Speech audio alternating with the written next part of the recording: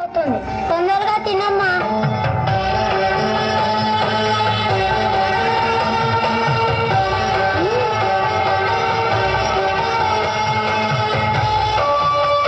బాగుందా?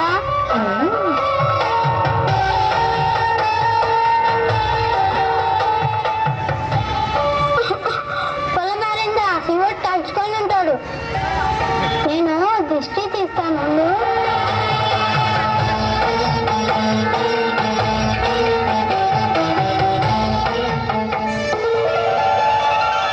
ఆలస్యం అయిపోతుంది. అవతల ప్రసాదం తీసుకెళ్ళాలి.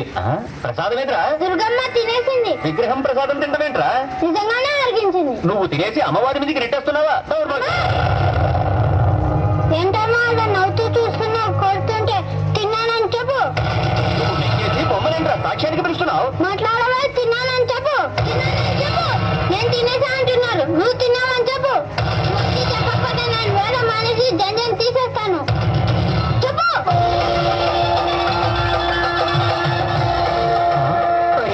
అమ్మని పొడిగాడు పెట్టి చెయ్యి కడగడం మర్చిపోయావేరా?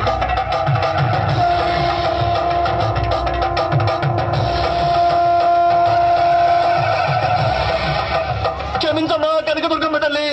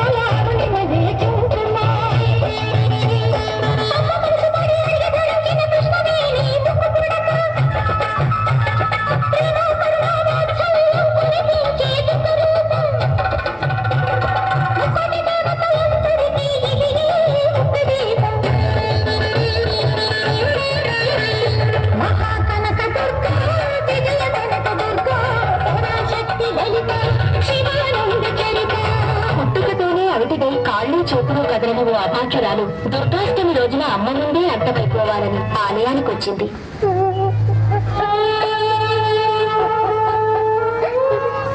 అమ్మా నేను చచ్చిపోవాలి. నాకు బతకాలని లేదు. చచ్చిపోవాలి. నేను చచ్చిపోవాలి.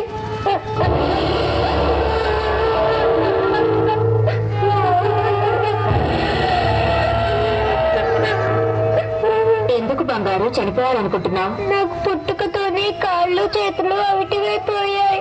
పిల్లలందరూ ఆడుకుంటుంటే నేను చూసి నాకే ఏడుపు వస్తుంది.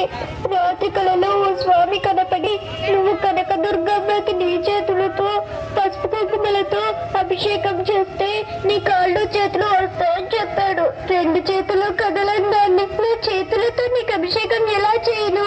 కలలో స్వామి కూడా నా కుంటితనాన్ని వెక్కిరించడానికి అలా చెప్పాడు. నేను